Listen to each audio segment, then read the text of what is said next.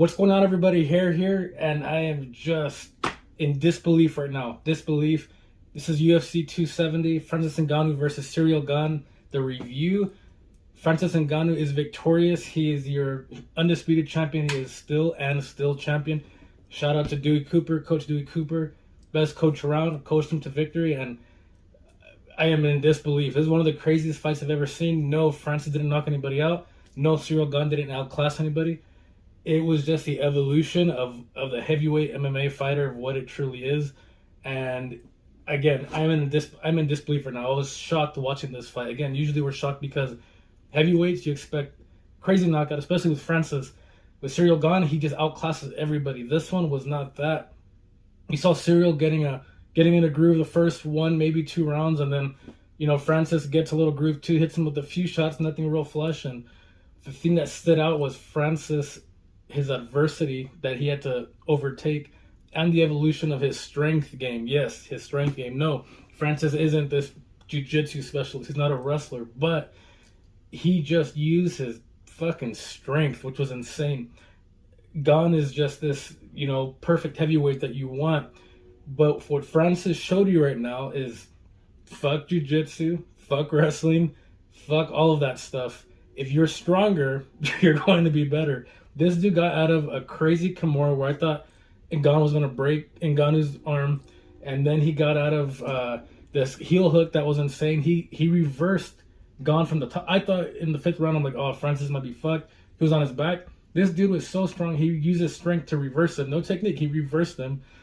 Oh my gosh, that was crazy. Again, and I'm exaggerating a little bit. There was some technique in there, but Francis basically said, I'll take your black belt and I'll give you a dumbbell. I am stronger than you. I am better than you. We were all in disbelief watching this fight, and kudos to Francis for the little ounce that I'm like, hey, you know what? I'm going to roll around, do some of this jiu-jitsu stuff. Now I'm thinking, I just got to lift heavier. That's it. If I'm stronger than you, I'm better. Francis proved that to everyone tonight. I was just in disbelief. We were all in disbelief. He just showed that these top pro MMA fighters, these professional fighters, that, hey, I get it. You're a professional in this.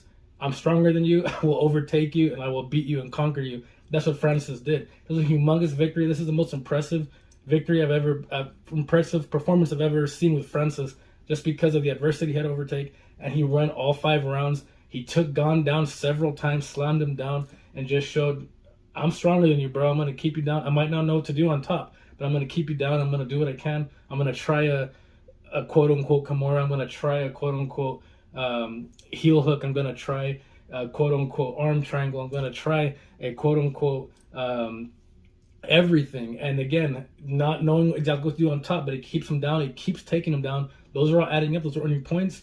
For those to say, oh, well, Gane still better, blah, blah, blah. Francis showed he's the better overall fighter. It's crazy how much this guy's evolved and just how much he's utilizing his strength in this. Very, very impressed by Francis. And now the question is, what's next? Because we all know his contract had 1 fight left on it. He defended the belt. Dana White wasn't even in the octagon. He didn't put the belt around Francis. I forget who put it on him. And Dana White obviously isn't happy. He wanted Ciryl to win because Ciryl will carry on with the UFC. Francis is still in his prime, and he said, I want to continue defending the belt. I'll do this one last fight, but UFC's not paying me enough. I'm going to go to the boxing, to Showtime, to HBO, to whatever, to Canelo, whatever. I'm going Golden Boy, Money Mayweather Productions, whatever. I want to fight Tyson Fury, Deontay Wilder, Anthony Joshua, Luis Ortiz. The list goes on. So he said, I want to go to boxing, and I'm taking the UFC heavyweight championship. This isn't like WWE back in the day when they can do what they want. It's pre-acted, so they can make a champion lose their belt beforehand. The Montreal Screwjob back in the day, when they forced Bret Hart to lose the belt because he was leaving at WCW. You can't do this in real fighting because you get shit like this would happen. Now, a lot of people thought Ngannou was going to lose. He said he had a torn MCL and all that, and a messed up ACL. Still outperformed him, still stronger than him. And this is exactly what Dana White didn't want. This has never happened when somebody wanted to leave and they left with the belt. You can't Vince McMahon this and force them to lose it. Francis is just better. He won it. He said, yeah, I'm still the best, and I'm going to go to boxing. I'm going to take this belt with me. So this is insane. You're going to get an interim champion again for the heavyweight title, but we all know the real champ is Francis Ngannou.